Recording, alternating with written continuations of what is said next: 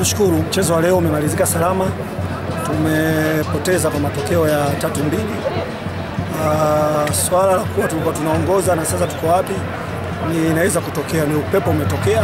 Mwanzo tulikuwa juu, tumeshindwa kumaintain, lakini naamini bado tunakwenda kupambana kwenye playoff kama ulivyosema. Mungu akipenda tutaipambania timu ya Fountain Gate na naamini tutapata matokeo.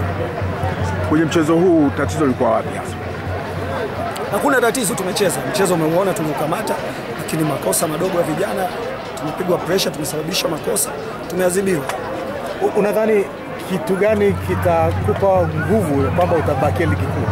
Kinachonipa nguvu ni aina ya mchezo wa leo, jinsi tulivyocheza. Tumemaintain mchezo lakini tumepoteza. Kwa hiyo tutafocus katika training zetu kuangalia tuliporuhusu na tulipopatia. Tutafanyia kazi ndani ya siku mbili hizi na naamini mwisho wa siku tutarekebisha kwenye mechi inayokuja, tutafanya vizuri zaidi ya leo. Fountain Gate ni timu ya kwanza kuchezea katika mkoa huu wa Manyara na ilipata imani kubwa sana kutoka mashabiki katika mkoa huu na maeneo jirani. Sasa unawaambia nini mashabiki wenu kwamba mtatakia ligi kuu? Kubwa ni kweli unachosema, tuendelee kushikamana mpaka mwisho na tusapoti kama walivyokuwa wanatusupport mwanzo, na naamini pamoja tutafanikiwa.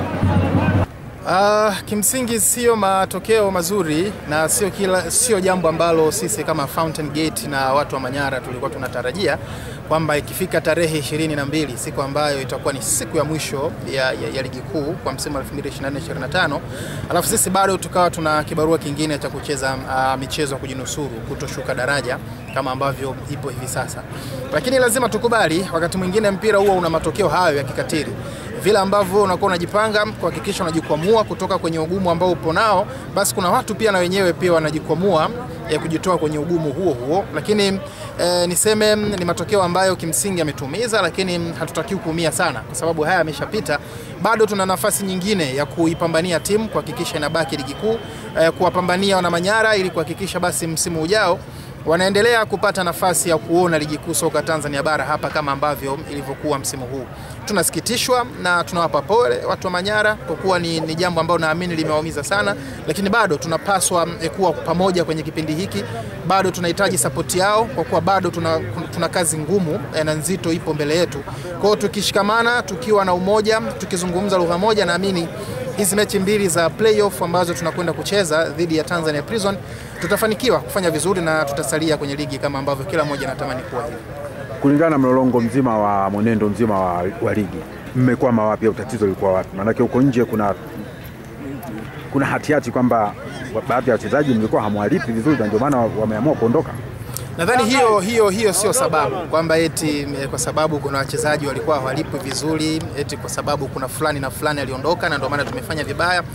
Umekuwa tu ni upepo ambao sisi ulitukumba kwenye kipindi hiki hasa cha duru ya pili, kwa sababu wachezaji kwa asilimia kubwa walikuwa ni wale. Mabadiliko yalifanyika tu kwenye eneo la benchi la ufundi kwa maana ya makocha, lakini wachezaji walikuwa ni wale. Lazima tukubali kwa pamoja kwamba haukuwa upepo mzuri kwetu sisi hasa kwenye duru hii ya pili kama ambavyo ilikuwa kwenye duru ya kwanza.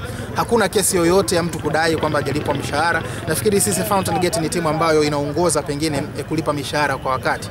Mpaka kufikia wakati huu hakuna mchezaji yoyote wa Fountain Gate ambaye anadai mshahara kwenye timu yetu. Kwa hiyo ni upepo tu mbaya, zingine zote zinabaki kuwa ni sababu tu za kutafuta pengine nini kimepelekea sisi kuwa kwenye situation. Sasa kwa nini hatukuwaona wakina Jean katika duru ya pili hii na baadhi ya wachezaji wengine?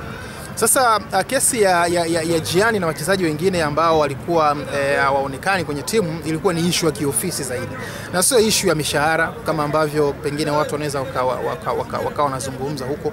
Ilikuwa ni issue ya kiofisi zaidi, na ndio maana unaona kuna hao wachezaji wa kurudi. Lakini mbona wachezaji wengine wote tumekuwa nao mpaka tumemaliza nao msimu ukiwatoa hao wawili? Kwa hiyo ilikuwa hao hawakuwa na issue zao tu za kiofisi, ndizo ambazo ziliwafanya wasionekane kwenye timu yetu hasa kwenye duru hii ya pili. Hatukumuona Kihimbo hata leo. Kihimbo anaumwa, Kihimbo ni mgonjwa, lakini nafikiri kwenye mechi za playoff mtamuona akicheza.